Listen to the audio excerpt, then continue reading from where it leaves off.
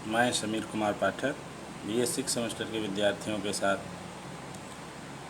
खडीश्वर नाथ रेणु के प्रसिद्ध उपन्यास मैला आंचल के भाषा सौंदर्य पर कुछ बातचीत कर रहा हूँ। हिंदी में बहुत सारे आलोचकों का मानना है कि मैला आंचल उपन्यास की नई भाषा क्षमता का प्रतिनिधि उदाहरण है। जिस ढंग का आंचलिक उपन्यास है उसकी भाषा में भी उस आंचलिकता की गहरी छाप है।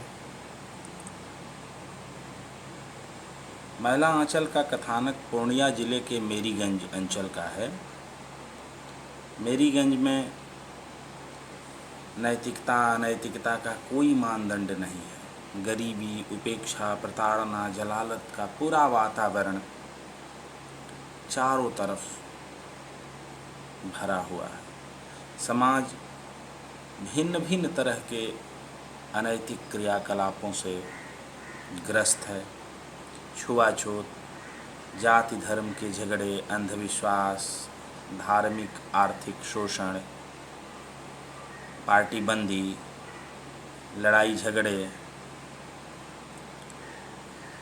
गरीबी, बीमारी, अशिक्षा और इसी तरह से और दीगर समस्याएं इस गांव की मुख्य समस्याएं हैं। मैला आंचल इन समूची समस्याओं को एक खास लोक रंग के साथ चित्रित करता है और इसलिए मिथिला अंचल की एक खास तरह की भाषा,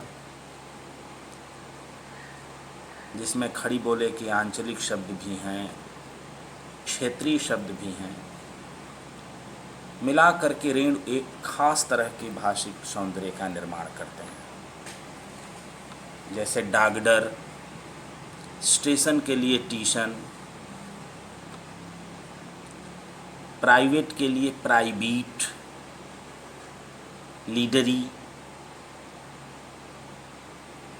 मिनिस्टर, सेक्रेटरी वगैरह दूसरे अंग्रेजी के शब्द। वैसे ही हिंदी के शब्द पत्थर के लिए पत्थल, क्षमा, क्षमा के लिए क्षमा, गांधी जी के लिए गांधी महात्मा,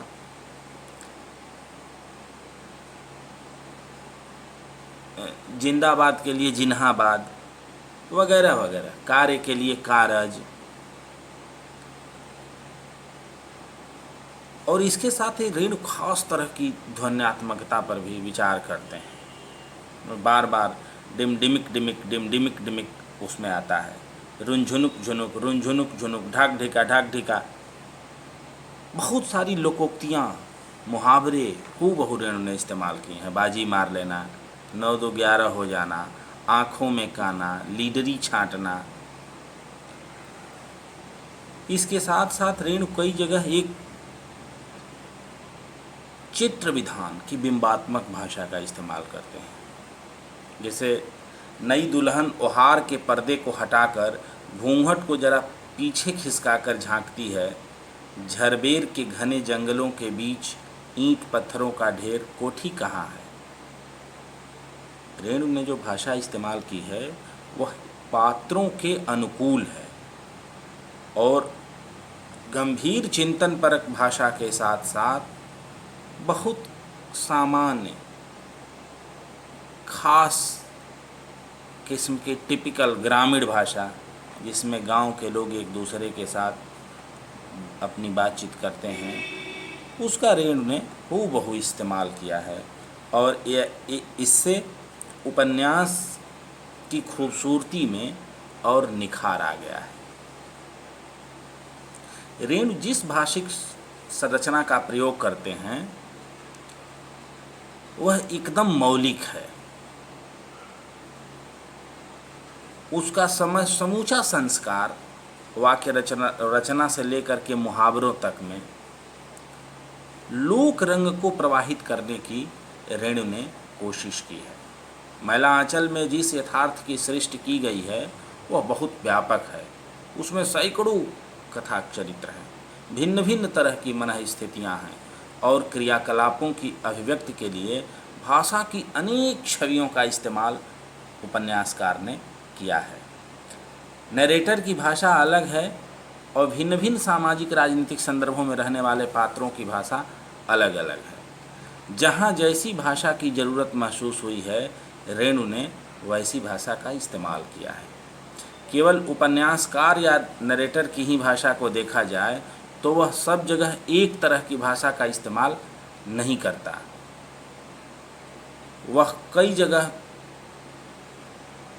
उस प्रसंग के अनुकूल भाषा का इस्तेमाल करता है। डिटेल्स में, जैसे जहाँ विवरण को बढ़ाना है, एक भाषा का उदाहरण देखना दिलचस्प होगा। मौका पाते ही सलाम करके जोर से बोल, जय हो सरकार की। हुजूर पब्लिक को भलाई के वास्ते इतना दूर से कष्ट उठाए आया है और हम लोग हुजूर का कोई सेवा नहीं कर सके। गुजाई जी रामायण में कहिन है कि धन्य भाग प्रभु दर्शन दीन्हा।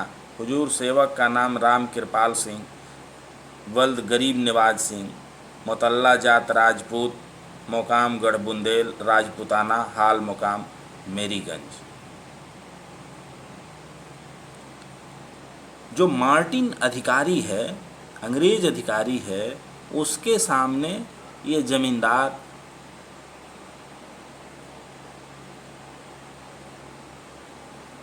जो ग्रामीण परिवेश में ही रहता है, तो किस तरह से खुशामद करता है और हाजिरी लगाता है, इसका इस्तेमाल रेणु ने इस भाषा में किया है। जब मठ पर आचार्य जी के आने का विवरण दिया जाता है तो वहाँ बयान करने वाली भाषा बिल्कुल अनपढ़ ग्रामीणों की भाषा की तरह है। आचार्य गुरु काशी से आए हैं, सभी मठ के जमींदार हैं आचार्य गुरु, साथ में 30 मूर्ति आई है, भंडारी, अधिकारी, सेवक, खवास, चिलमली, अमीन, मुंशी और गवैया। साधुओं के दल में एक नागा साधु भी है, बड़ा क्रोधी मूर्ति है, हाथ में छोटा सा कुल्हाड़ा रखता है। क्या मजाल की सेवा में किसी किस्म की तरोटी हो जाए। यह विशेषता रेणु के इस उपन्यास में सभी जगह है कि लोक या अंचल के पर्यवेक्षण को नरेटर अपने बयान में घुला मिला देता है। वाक्य मानक भाषा के होते हैं, लेकिन शब्दों पदों के रूप में जनभाषा का लोक रंग का खाँटीपन दिखता है। चलित्र कर्मकार का परिचय देने वाला प्रसंग इसी तरह का है। मोमेंट के समय गोरा मिलिट्री इसके नाम को सुनते ही पेशाब करने लगता है। बम, पिस्तौल और बंदूक चलाने में मशहूर। मोमेंट के समय जितने सरकारी गवाह थे, सबों के नाक कान काट लिए थे चरित्र ने। जो ही चरित्र का घोड़ा दरवाजे पर पहुंचा कि सी सटक। इस तरह से खास प्रभावित करने वाली भाषा रेणु इस्तेमाल करते हैं। जहाँ प्राकृतिक किस्म के दृश्य हैं, वहाँ भाषा का स्वरूप बदल जाता है। यहाँ नरेटर अपेक्षाकृत तत्सम शब्दावली का प्रयोग करता है।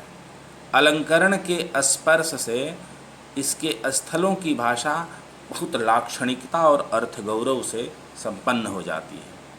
अमलतास के पीले फूल नववधू की पीली ओढ़नी की याद दिला रहे थे। योजन गंधा शाम की हवा में पागलपन बिखेर रही थी। शिरीष के फूलों की पंखुड़ियाँ मंगल आशीष की तरह झड़ रही थी। फिर कई जगह रेणु ने जिस खास राजनीतिक सामाजिक चेतना की बात की है, उसमें ग्रामीण युवक भी राजनीति में दिलचस्पी लेते हैं और इसलिए उनके भाषण भी कई जगह बहुत प्रभावशाली हैं। उन्हीं भाषणों में एक जगह एक ग्रामीण युवक बोलता है कि प्यारे भाइयों, आप लोग जो आंदोलन किए हैं वह अच्छा नहीं। आप कान देखे बिना कौवा के पीछे दौड़ना अच्छा नहीं। आप ही सोचिए, क्या यह समझदार आदमी का काम है? आप लोग हिंसावाद करने जा रहे हैं, इसके लिए हमको अनशन करना होगा भारत माता का। यह जो आप कर रहे हैं ये गांधी महात्मा का आदेश नहीं है। तो यहाँ रेणु ने एक दूसरी भाषा का इस्तेमाल किया है जो ग्रामीण जन बोलते हैं। महिला आंचल की भाषा में सर्वत्र पात्रोचित चांचल्य है। चरित्र के अनुरूप, मानसिकता के अनुरूप भाषा बदल जाती है। क्रोधित अवस्था में नागा साधु रामदास का सत्कार एक दूसरी भाषा में करता है।